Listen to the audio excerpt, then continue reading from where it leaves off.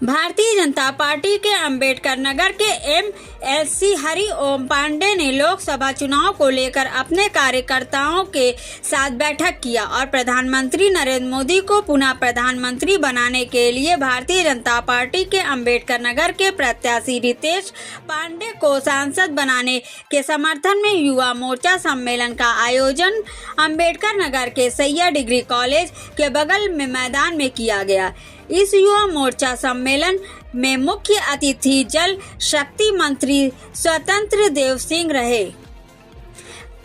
कार्यक्रम में आए जल शक्ति मंत्री स्वतंत्र देव सिंह का एमएलसी हरि ओम पांडे 51 किलो का माला पहनकर भव्य स्वागत कर रामनामा उठाकर राम मंदिर का चित्र भेंट किया और सभी से ज्यादा मतदान करने की अपील की और बताया कि भारतीय जनता पार्टी विकास के मुद्दे पर चुनाव लड़ रही है। मोदी जी के नेतृत्व में पूरे भारत का विकास हुआ है और भारत का पूरे विश्व में डंका बज रहा है।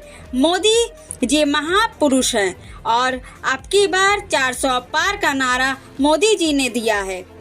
निश्चित ही 400 पार सीटें आएंगी और उत्तर प्रदेश में सबसे ज्यादा सीटें आएंगी और भारतीय जनता पार्टी की सरकार बनेगी और मोदी इस देश के प्रधानमंत्री बनेंगे। वही गठबंधन में पर बताया कि मोदी जी को हराने के लिए सभी ने गठबंधन कर लिया है। धन्य है वो माँ जिसने ऐसे सपूत को जन्म दिया है और मोदी जी लगातार ऊंचाइयों पर जा रहे हैं। गठबंधन काम नहीं आएगा। के कार्यकर्ताओं में बहुत ही ज्यादा उत्साह है और भारतीय जनता पार्टी के कार्यकर्ता पूरी ऊर्जा के साथ लगे हुए हैं। छठे चरण के मतदान में हमारे प्रत्याशी माननीय रितेश पांडे जी को हम सांसद बनाने का कार्य करेंगे और बहुत अच्छे मतों से उन्हें विजयी बनाने का कार्य किया जाएगा। हमारी कोई लड़ाई नहीं है, वो कहीं है ही नहीं लड़ाई में। हम पूर्ण बहुमत में आ रहे हैं। आज आप यहाँ किस बात? हम कार्यक्रम में यहाँ आए थे। अभी हमारे माननीय स्वतंत्र देव सिंह जी आ रहे हैं। युवा मोर्चा का कार्यक्रम है। इससे पहले हमें एक कार्यक्रम अटेंड करना था। मुख्य अतिथि हमारे थोड़ा लेट थे तो हमने सोचा निपटा लें, लेकिन शायद वो आ चुके हैं। तो अगर आ रहे हैं तो हम कार्यक्रम अटेंड करें। मोदी जी ने 400 पार नारा दिया है तो मुमकिन ही होगा। मोदी जी ने बोला है तो उसमें मुमकिन रहेगा, वो ओके रहेगा। हम आनंद सिंह, प्रधान प्रतिनिधि चाचीपुर हैं जी। संपूर्ण देश ने 14 के पहले की स्थिति देखा है। संपूर्ण राज्य ने 17 के पहले की स्थिति देखा है। देश 14 के पहले की स्थिति देखा है। देश में गुंडागर्दी, बम फटते थे। आजादी मोदी जी के आने के बाद एक शांति, अपने करोड़ों लोगों को गैस का कनेक्शन है, बिजली का कनेक्शन है, बैंक अपना अकाउंट है, आयुष्मान का 5 लाख का कार्ड है, 80 करोड़ों लोगों को फ्री में अन्न मिल रहा है। तो आज सभी जनता जनार्दन पंक्ति का अंतिम व्यक्ति आदरणीय मोदी जी के लिए चुनाव लड़ रहा है और सब उनका आशीर्वाद।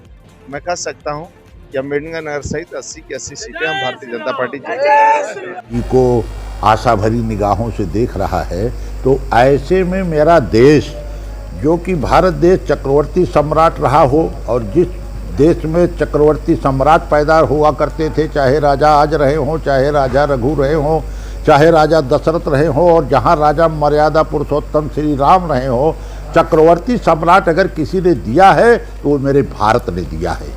जब भारत विश्व गुरु था तब उसी की दहलीज पर जो दूसरा कदम हमारे यशस्वी प्रधानमंत्री नरेंद्र भाई मोदी जी ने रखा है कि जो विश्व गुरु बनने की दहलीज का दूसरा कदम उन्होंने रख दिया, पूरा विश्व मोदी जी के बताए हुए रास्ते का अनुसरण कर रहा है।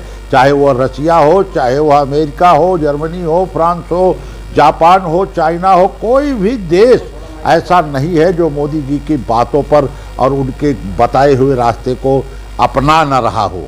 चाहे वह योग आप ले लीजिए, चाहे कोरोना काल ले लीजिए, चाहे वो जो भी आप देखेंगे, अंतरिक्ष को ले लीजिए, अंतरिक्ष में भी उन्होंने जो रखा, नासा और उसको दोनों को पार करके ऊपर सबसे पहला अपना झंडा गाड़ दिया भारत का। निश्चित तौर पर आने वाला समय विश्व गुरु की बनने की दहलीज का अंतिम वो होगा। ये तो कार्यक्रम है युवाओं का और नुक्कड़ सभाएं जैसे होती हैं। उस नुक्कड़ सभाओं में हमारे युवाओं के नेता, विद्यार्थी परिषद के नेता, मेरे विधानसभा परिषद के साथी भाई स्वतंत्र देव जी का आगमन हो रहा है। महाविद्यालय परिवार उनका आगमन की प्रतीक्षा कर रहा है। उन्हीं का कार्यक्रम है युवा। जिस देश में युवा ज़्यादा और संगठित सुव्यवस्थित होगा, निश्चित तौर पर वह देश, वह प्रदेश, वह समाज आगे की तरफ अग्रसर होगा। ये अपील अब जिसने मुझको सब कुछ दिया कि मादरे हिंद मेरी तमन्ना है ये हो तिरंगा हमारे कफन के लिए, तो जिस व्यक्ति ने इस तरीके का मुझको वो दिया, बहुत सी पार्टियां थी, बहुत से लोग आए गए, लेकिन भारतीय जनता पार्टी और राष्ट्रीय स्वयंसेवक संघ ने जो महिमा मंडित मुझको किया, सांसद दिया, मैं नेता नहीं था, मुझको नेता बनाया। और उत्तर प्रदेश की भारतीय जनता पार्टी ने, मैं विधान परिषद का सदस्य जो उत्तर प्रदेश की सबसे बड़ी सभा का मुझको मेंबर बनाया और पूरे विश्व में सबसे बड़ी सभा का मेंबर होकर मैं आया, तो निश्चित तौर पर भारतीय जनता पार्टी ने जिस तरीके से मेरा मान और सम्मान किया है, मरते दम तक मेरी याद औलाद, मेरा परिवार ऋणी रहेगा भारतीय जनता पार्टी का, और एक एक बूंद कतरा मैं भारतीय जनता पार्टी के लिए समर्पित करता रहूँगा।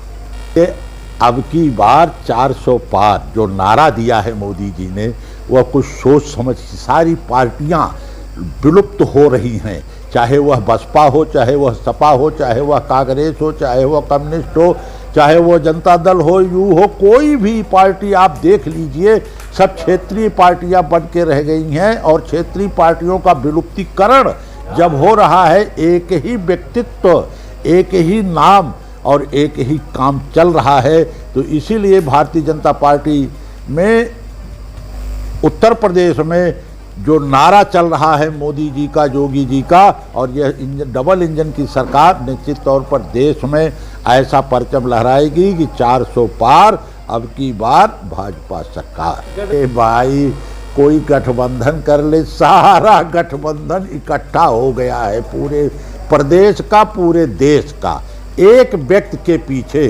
धन्य है वह माँ कि जिसने ऐसे महापुरुष को जन्म दिया है। निश्चित ही ऐसी भारत माता का सपूत कि जो अब बिना किसी लाग लगाव के आगे बढ़ रहा है, उसने उस अपनी माँ को प्रणाम किया, माँ के बाद फिर धरती माँ को प्रणाम किया, और जो वहाँ हमारे संविधान का कानून बनाता है, भारत माता को प्रणाम करता हो, जो इसके लिए सर्वोपरि अपनी माता है, अपना देश है।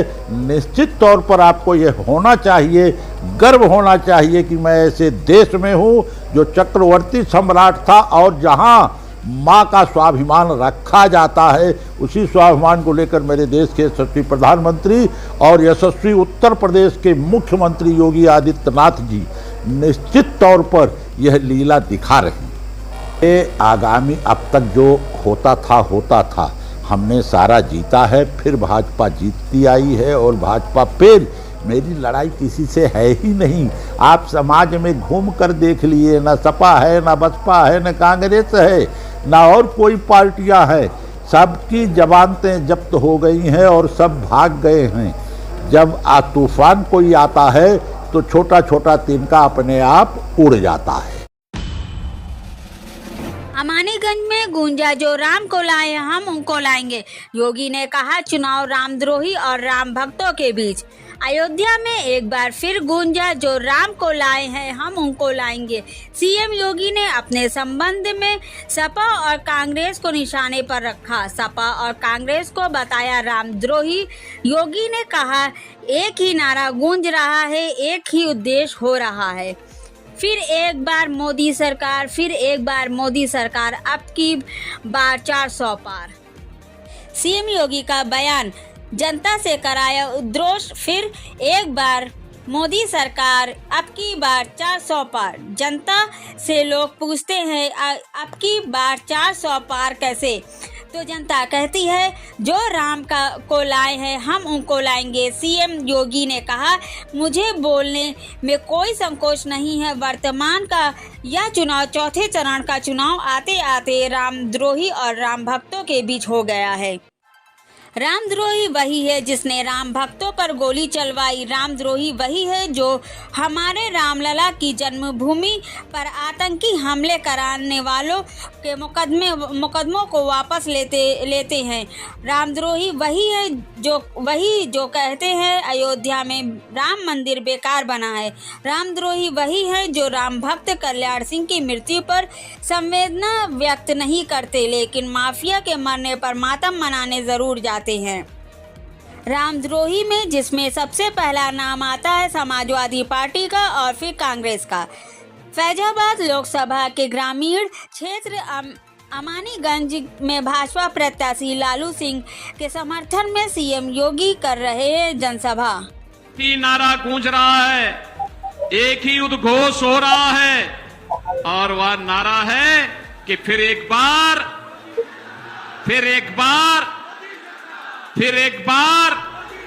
और अब की बार।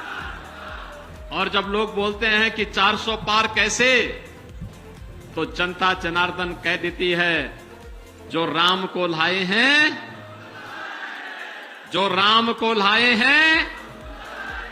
थोड़ा जोर से बोलिए भाई, आपकी आवाज तो पूरे देश के अंदर सुननी चाहिए लोगों को। अयोध्या की आवाज इतनी दबी नहीं होनी चाहिए। पूरी दुनिया तो अयोध्या आ रही इस समय, और इसलिए इतने जोर से बोले जो राम को लाए हैं।